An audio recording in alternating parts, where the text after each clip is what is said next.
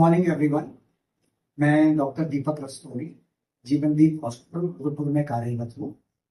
रुद्रपुर हमारे देवभूमि उत्तराखंड का एक शहर है और पहाड़ों के बहुत नजदीक है। आज इस वर्ल्ड हेपेटाइटिस डे पे मैं अपने कोलीग्स, अपने प्रैक्टिसिंग कोलीग्स, अपने जूनियर्स डॉक्टर्स और आम जनता के लिए कुछ बातें कहना चाहता हूँ, जिसको आप ध्यानपूर्वक सुने।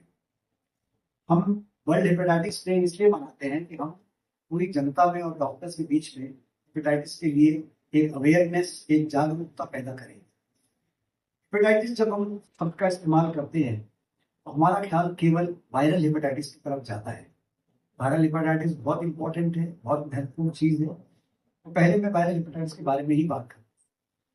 वायरल हेपेटाइटिस 5 तरीके की होती है, A, B, C, D, E, जिसमें B और C इंजेक्शन द्वारा या ट्रांसफ्यूजन ब्लड जो कि इन्फेक्टेड होता है उसके द्वारा या निडल शेयरिंग द्वारा या एक ही, जैसे गाँव में होता है एक ही सिरिंज से।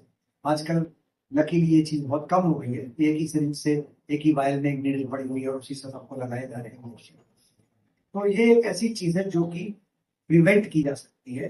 केवल इस बात का ध्यान रखें कि हर समय केवल डिस्पोजेबल सिरिंज का प्रयोग करें और कहीं भी कोई भी जो डॉक्टर है मेरे, वो एक बात का ध्यान रखें, किसी हेपेटाइटिस सी और बी के पेशेंट से अगर डील कर रहे हैं तो अपना विशेष ध्यान रखें, डबल ग्लव्स पहने सर्जरी में और उसका सैंपल वगैरह कलेक्ट करने में पूरी सावधानी बरतें।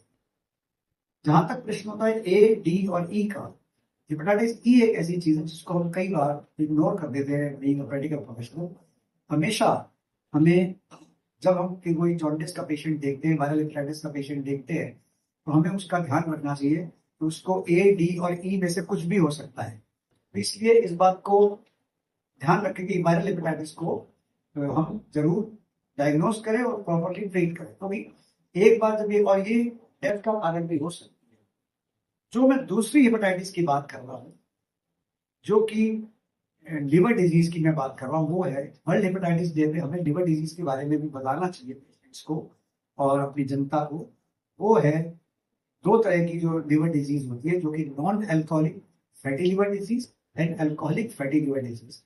अल्कोहल जो लोग लेते हैं उनको हमेशा हमें वार्न करना चाहिए, बताना चाहिए कि ये लिवर के लिए खतरनाक चीज है और इसको लिवर को सिरोसिस पैदा करती है लिवर। ऐसे ही non alcoholic fatty liver disease उससे भी ज्यादा खतरनाक है, क्योंकि हम बहुत सारे पेशेंट्स पिछले 10-15 सालों में, 20 साल पहले, 25 साल पहले इतने पेशेंट्स नहीं थे इस तरह के देखे जाते थे, मगर आज हम ज्यादा लोग ही देख रहे हैं जो कि NAFLD या NASH, non alcoholic steatotic hepatitis जो पेशेंट्स को होती है।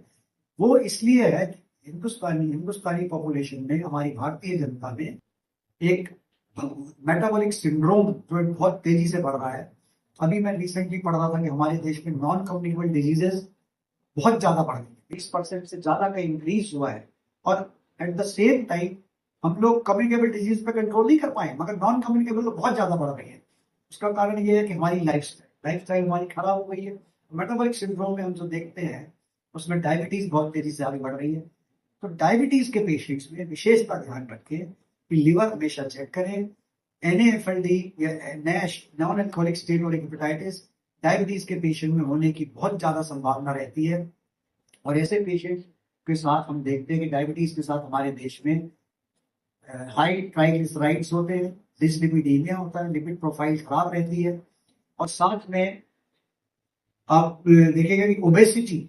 और इसीलिए हमें इस बात का ध्यान रखना पड़ेगा कि जब हम कोई भी ओबीस पेशेंट आता है जिसको हाइपरटेंशन है, ओबेसिटी है, तो उसका लिवर डिजीज, लिवर फाइब्रोस्कैन जरूर कराएं, लिवर अल्ट्रासाउंड जरूर कराएं, लिवर एंजाइम जरूर चेक कराएं, और उसमें डिसलिपिडीमिया और डायबिटीज को साथ में थायराइड का भी ध्यान रखते हुए ट्रीट करें। Thank you very much. आज मैं इतना ही कहना चाहूंगा कि केवल वायरल हेपेटाइटिस ही नहीं, दूसरी हेपेटाइटिस नैश और ASH, alcoholic steatotic hepatitis and non alcoholic steatotic hepatitis के भी तरफ भी ध्यान दें। ये हमारा फिजिशियंस का एक्स्ट्रा दायित्व है। धन्यवाद।